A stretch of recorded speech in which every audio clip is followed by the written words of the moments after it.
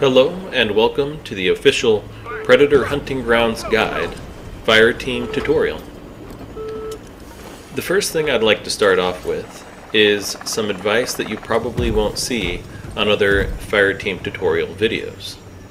To begin, go to your Options, Controller Mapping, and edit Custom Controls. Now, find the function for Use Gear 1 and set it to a button that you'll be able to press immediately while playing. And the reason I recommend this is simple, because the alternative method is to select a gear and then press the Use Gear button, but this can take far too long during an actual battle. In this example, I take more than 50% of my health and damage, but I am immediately able to restore it with a single press of a button. So obviously there is a second detail to this advice, and that is to always equip the field Surette in your first gear slot. With that being said, let's completely outline a well-balanced starter build. I recommend Assault with the Unleashed specialization, for your primary the QR4, and for your secondary the PDWZ. As should always be the case, the field Surette in your first gear slot. And for your second gear, the frag grenade, and for your perks, thick skin and gearhead. Once you have your controls optimized and your starter build ready, we can begin trying to complete missions as the Fireteam. The primary objective for the Fireteam is to infiltrate an area, complete a mission through various interactions and eliminating enemy AI, while avoiding being killed by the Predator, which is trying to hunt you, and after successfully completing your mission, successfully leaving the area via an exfiltration helicopter. So, the game begins in the pre-mission lobby when you select your infiltration area. In this mission, called the Ancients, the closest infiltration area to where our mission will begin is Digging Post, which is the yellow infiltration area. The infiltration area selected is based on a simple plurality vote, so if you don't know which one to select, it's best not to select any. One important detail is that the Predator is already spawned into the map during the helicopter descent scene.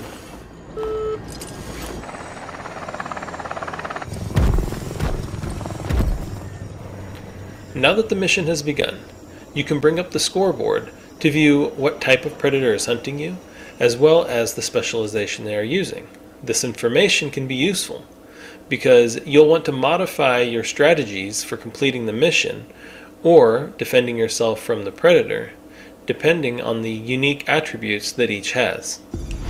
The first thing you'll want to do when beginning any mission is to find a wet or muddy part of the ground to interact with. This is called mudding up, and it prevents the Predator from tracking your location as you begin your mission. It also removes thermal footprints that the Predator can see to track the Fireteam's movements, and it makes it harder for the Predator to see your character while using thermal vision. On a very important side note regarding thermal vision, using in-game voice chat will create sound bubbles that will reveal your exact location to the Predator. Therefore, if you can see your name in the top left corner of the screen, you are not being stealthy. So, if you need to maintain your stealth, mute your microphone and use the in-game chat wheel. Because the Predator spawns into the map about 10 seconds before the Fireteam can begin their mission, they will always have the opportunity to use the thermal ability Target Isolation to locate the spawn point of the Fireteam. However, mudding up at the beginning of the match will still make it hard for the Predator to know exactly where you begin your mission. While completing the mission, you'll want to stick close to your Fireteam, but also keep your eyes peeled for any signs of the Predator. If you were paying close attention, you'll see that I saw the branch move and the flash of the Predator's eyes as he changed vision modes, and that's how I knew he was in the tree, although he was completely invisible.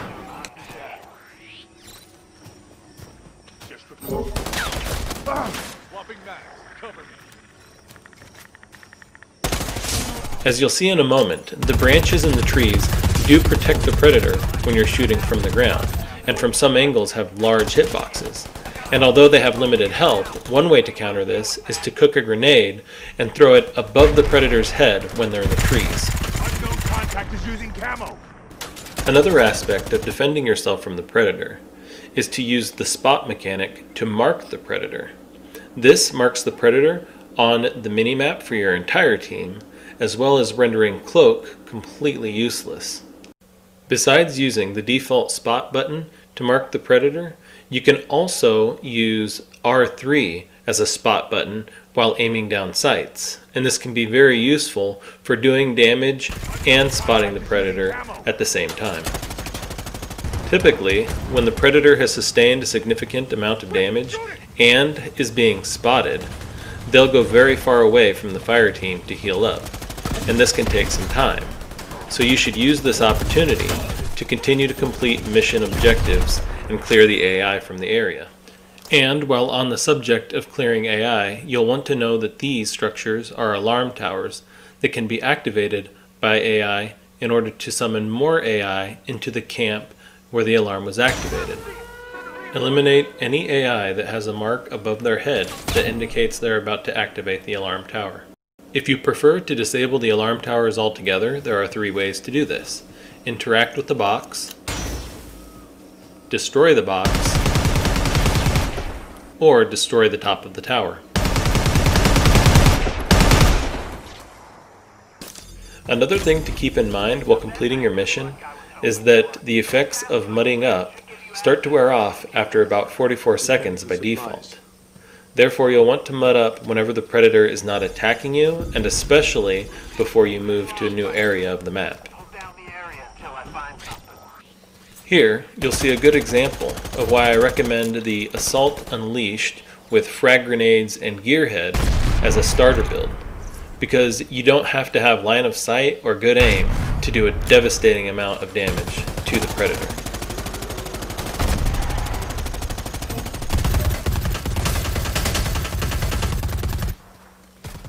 Although I didn't knock the predator into second wind right here, I did continue the pressure in order to make the predator go far enough away to feel safe from the fire team.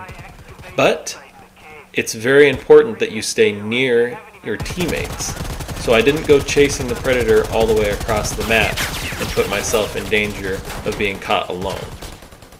That being said, if you ever find yourself being targeted by the predator using melee attacks, you can use your own melee attacks to parry the predator's melee attacks, greatly reducing the amount of damage you take and temporarily stunning the predator.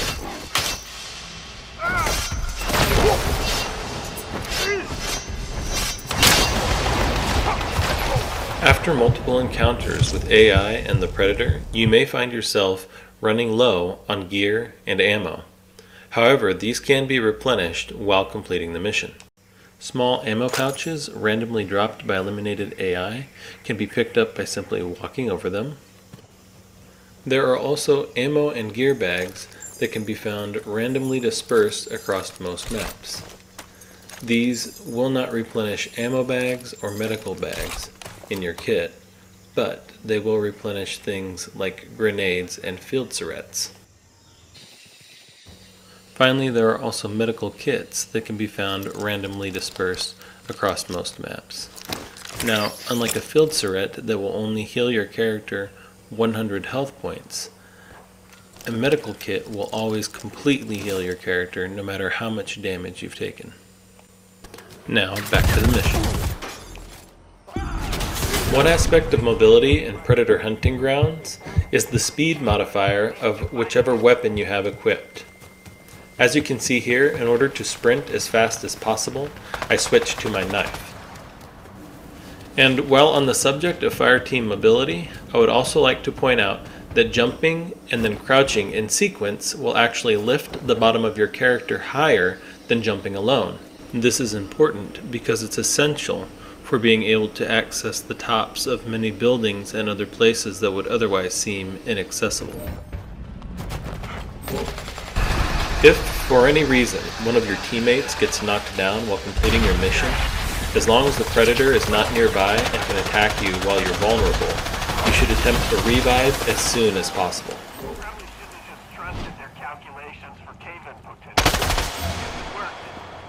Glad you got here when you did. If you are unable to revive a downed player and they die, after a countdown, a location will be marked where you can reinforce your team, bringing players back with full health and gear. On your way to the reinforcement location, you'll want to stay mudded up and hidden from the Predator until you're able to activate the reinforcement radio. Once you do, your location will be marked to the Predator, and they'll certainly head over to try to stop new players from spawning in. You'll need to stay within 18 meters of the radio in order for the countdown to complete and bring your team back. However, if one of your teammates is down during this time, you'll want to get outside of that 18-meter radius until they are completely dead. That way, when you re-enter the radius and allow the countdown to finish, they'll be able to respawn with the rest of your team. During this waiting period, you'll want to remain mudded up and hidden from the Predator, as when you are in last man standing, you are more visible to the Predator in thermal, even if you are mudded up. It's also important to know that in this situation, many Predators will place traps and motion sensors around the reinforcement area. However, they are destructible. And just like that, the Predator will have to hunt your whole team again. Once you've completed your mission, the opportunity to call in the exfil chopper will be available and marked on your map. It only takes one Fireteam member to be within 8 meters of the exfil location in order to call in the chopper. But as you can see here, our whole team is traveling together, which is usually the best way to exfil. Additionally, it's a good idea to mud up once more just before calling in the chopper to make it harder for the Predator to locate individual Fireteam members as they wait for the exfiltration helicopter to arrive. And this is important because the Predator will know the location of the exfiltration once you call in the chopper. On a final side note, you may have wondered what the role of the wild boars are. They are consumables for the Predator that restore about 95% of their health if they are killed, so leave them alone. Solid copy, Voodoo. Chopper inbound. There can be a variety of strategies used during the exfiltration time.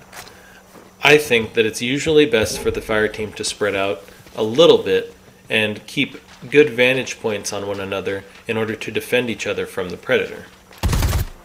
But it's never a good idea to be so far away from the rest of your team that if the Predator happens to knock you down and claim your skull, they won't take much punishment from your teammates. If you are close enough to your teammates to punish the Predator while they try to knock them down and claim them, hopefully you'll be able to get a second win, which in this situation is perfect, as you'll have plenty of time to escape on the helicopter while the Predator attempts to recover.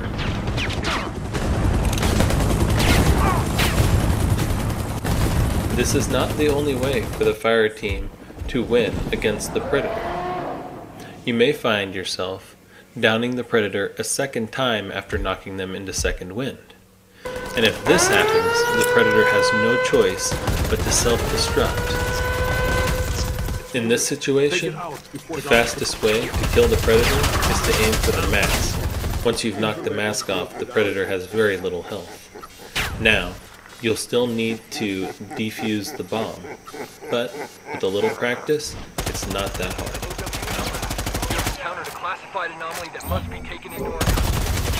After protecting the Predator's body from AI for about 1 minute and 15 seconds, you'll have successfully captured a Predator. Bonus will reflect the work you've done today. Thank you for watching. I hope you found this tutorial useful and you'll continue to use PredatorHuntingGrounds.com as your guide.